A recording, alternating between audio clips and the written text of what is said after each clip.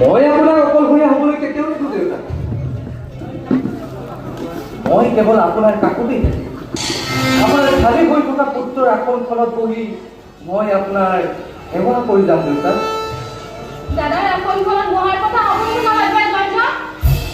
লাগিলে সেই আসনখন খালী হৈ পৰি থাকক, তথাপিতো তাত দাদাৰ বাহিৰে কাৰোৰে বহাৰ অধিকাৰ নাই। ঘৰখনৰ মান সন্মান শেষ কৰি দিছে সি। দেউতাৰ বিশ্বাসত আঘাত কৰিছে সি। ইমান দিনে যিবোৰ মানুহে দেউতাৰ চকুত হৈ কথা ক'বলৈ ভয় কৰিছিল, আজি সেইবোৰ মানুহে দেউতাক লৈ হাঁহি খিকিন্দালি কৰে। এইবোৰৰ কাৰণ কি? কেৱল আকাশ। অতীতৰ প্ৰসংগত লৈ অযথা বিতৰ্ক কৰি লাভ নাই। আৰু ইয়াৰ মাজত মই অংশ ল'ব নিবিচাৰোঁ। হ'লেও দাদাই তোমাক খুব ভাল পাইছিলে। মই যি সিদ্ধান্ত লৈছো এয়া শেষ আৰু চূড়ান্ত সিদ্ধান্ত। তহঁতৰ যদি মোৰ লগত থাকিবলৈ মন নাই তেনেহ'লে গুচি গ'লেই হ'ল। মই আপত্তি নকৰোঁ। আমি আকৌ আপোনাক এৰি কিয় যাম দেউতা? মই সেই কথা সপোনতো ভাবিব নোৱাৰোঁ। মই সদায় আপোনাৰ সোঁৱে বাওঁৱে সদায় থাকিম দেউতা।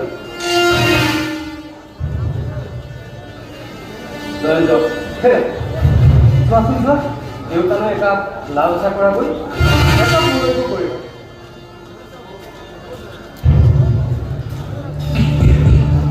মই জানো বাহিৰত যিমানেই কঠোৰ হৈ নেদেখুৱা কিয়, দাদাই কিন্তু দেউতাক কেতিয়াও পাহৰিব পৰা নাই। দাদাৰ কথা মনত পেলাই দেউতাৰ অন্তৰ বাবে আজিও কান্দি থাকে। কিয় কান্দিব হা? কিয় কান্দিব দেউতাৰ অন্তৰখনে? যাৰ কাৰণে দেউতাৰ ইমেজ নষ্ট হৈছে, দেউতাৰ বিশ্বাসত আঘাত কৰিছে, তাৰ কাৰণে কান্দি কি লাভ?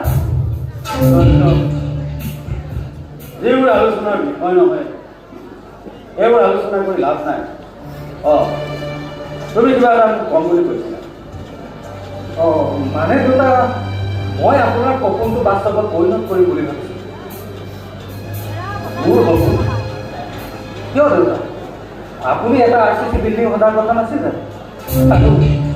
ইমানবোৰ মাটি বাৰী কৰি আছে, আৰামত এটা 3-4 মহিলা RCC বিল্ডিং উঠি যাব।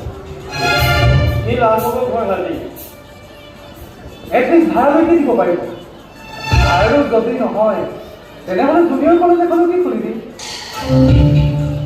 Junior college